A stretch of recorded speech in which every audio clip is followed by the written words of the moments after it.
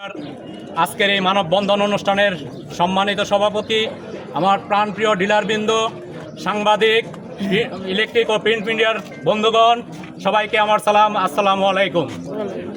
BCIC ও BADC সারদের ডিলারদের কুকীর্তির ফসল হিসাবে আজকে আমরা এই মানববন্ধন করতে হচ্ছে।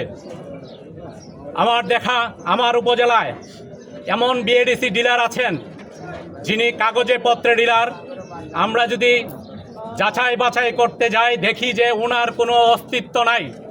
উনি কাগজে পত্রে বরাদ্দ পান এবং সেই বরাদ্দ রাতের অন্ধকারে বিএডিসি থেকে উত্তোলন করে কালোবাজারিদের হাতে বিক্রি করে দিচ্ছে। কিন্তু আমরা মাসের শুরুতে বিএডিসি এবং বিসিআইসি ডিলারদের কাছে যখন যাই তখন একজন বিসিআইসি ডিলারের এগেনস্টে 9 জন সাব ডিলার অল্প অল্প সার পেয়ে থাকি। কারণ ওনারা যে পরিমাণ বরাদ্দ পান সে পরিমাণ বরাদ্দ থেকে আগে ওনাদের পেটের খোরাক অর্থাৎ ওনাদের ইচ্ছা মতো ওনারা বরাদ্দর সার রেখে দিয়ে তারপরে অল্প পরিমাণ কিছু সার আমাদের 9 জন ডিলারদের মধ্যে 5-10 বস্তা করে বিলি করেন।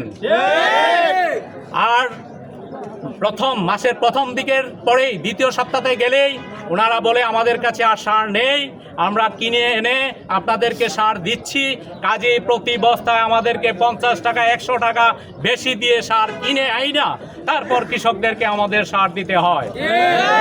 রাতের অন্ধকারে বিএডিসির ডিলার যারা তারা বরাদ্দ বিক্রি করে, আর বিসিআইসি ডিলার এরা বলে আমাদের বরাদ্দকৃত সার প্রথমেই শেষ। বাকি মাস আমরা দেখা যায় যে ফকিরের নে তাদের দুয়ারে দুয়ারে ঘুরেও আমরা বিএডিসি এবং বিসিআইসি ডিলার থেকে সার পাই না। কিন্তু আমরা এই 68,000 বাংলাদেশের প্রতিটা গ্রামে 45,000 ডিলার আমরা ঠিকই তাদের কাছ থেকে বেশি দামে হোক যেভাবেই হোক আমরা নিয়ে আইসা কৃষকদেরকে সার দিয়ে যাচ্ছি। আজকে এই 1995 সালে প্রথম নীতিমালা হওয়ার পর এবং 2009-এর দ্বিতীয় নীতিমালা হওয়ার পর থেকেই।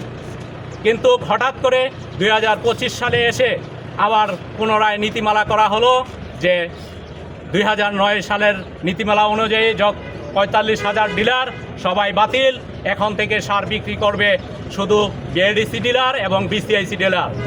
মাননীয় উপদেষ্টা এবং মাননীয় সচিব মহোদয়কে আমরা বলবো, আপনারা আসুন, গ্রামের প্রত্যেকটা কৃষকের কাছে যান, আপনারা যাচাই করুন, তাদের মতামত নিন, দেখেন আপনারা কারা বাংলার প্রান্তিক কৃষককে এতদিন যাবৎ সার দিয়ে যাচ্ছে, কারা কৃষকের পাশে ছিল, কারা লক্ষ লক্ষ টাকা কৃষককে বাকি দিয়ে কৃষকের কৃষিতে উন্নতি করে নিয়ে যাচ্ছে, বাংলাদেশকে কৃষিতে একটি রোল মডেল হিসেবে দাঁড় করিয়েছে।